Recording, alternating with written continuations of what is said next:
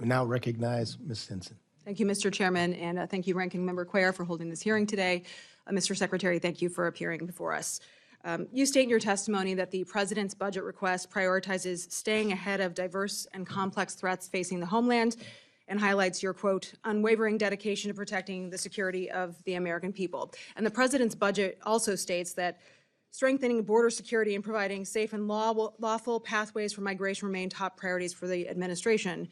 I want to build on something one of my colleagues asked, Mr. Secretary. How many gotaways have there been since President Biden took office?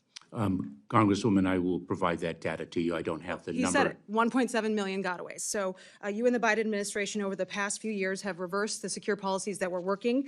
You stopped the border wall construction, expanded parole, allowed for millions of individuals, as we've heard, including known and suspected terrorists, cartel members, unforgivable levels of fentanyl and illicit drugs and substances into our country. These 1.7 million individuals came into our country in neither a safe nor lawful way. Yet again, you sit before this committee and ask for out-of-touch priorities again and refuse to take accountability for the total failure that you have allowed for at the southern border. So again, I want to build on something one of my colleagues said. Why would you raise, when we raise the detention bed capacity for ICE to 41,500, would you request bringing that number down to 34,000?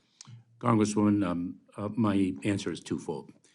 Number one, of course, the 2024 budget and the 41,500 beds allocated to us post-dated our submission of the fiscal year 2025 budget, where we remained at 34,000 beds. We will, of course, work with this committee and the Senate Appropriations Committee to ensure that the 41,500 bed capacity is sustained in the year ahead. And this is about deterrence. This is about border deterrence, and what we want to see happen is a proper accountability and oversight of that deterrence. $4.7 billion you've got for the Southwest Border Contingency Fund, which we know is a slush fund that you have access to because you came before the committee last year asking for that same out-of-touch priority. So I think you've really disrespected hardworking taxpayers, again, through these processes, attempting to get this slush fund in place to circumvent congressional direction. I think that's appalling. That's what I hear from Iowans. The purpose of the slush fund is stated to be around the uncertainty surrounding border conditions in any given year for surge-related functions. But you've systematically wasted taxpayer dollars already. You've opened the door for these surge-related activities, waving the green light for all these migrants to come, cartels, the human drug traffickers. There is no excuse to call for billions of dollars of additional slush fund dollars when it is clear that your leadership and decision-making is so off the mark here. And I think it's very concerning and alarming for a secretary that is instilled to protect our homeland to compromise on this. In your testimony, you did state, I am eager to work with Congress to deliver for the American people and the men and women who protect our homeland. But you're pointing the finger at Congress to fix the very decisions that the administration has made that have led to this crisis, correct? No, that is incorrect. Why do you think that's incorrect?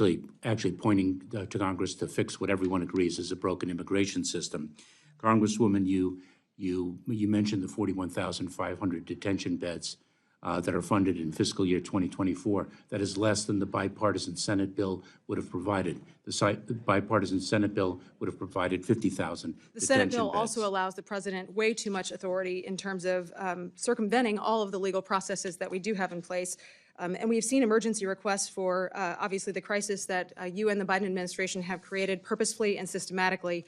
I don't think that's a good argument.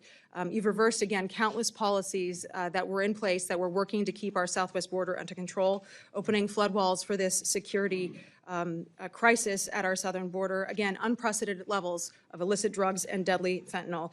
You speak of a consequence regime, Mr. Secretary. My constituents are feeling the consequence of this regime every single day. Pounds of drugs instead of ounces in my district, increased crime. We are seeing a complete overwhelming number of illegal immigrant children in our district, overwhelming Iowa classrooms and teachers every single day. You can try to hide from the American public at how we got to this point. You can point fingers at Congress for fixing systems, but Mr. Secretary, we've seen gamesmanship out of the administration and gimmicks. And I called for your resignation last year, and I stand by my request, and I yield back, Mr. Chair. Thank you. We now recognize Congressman Case.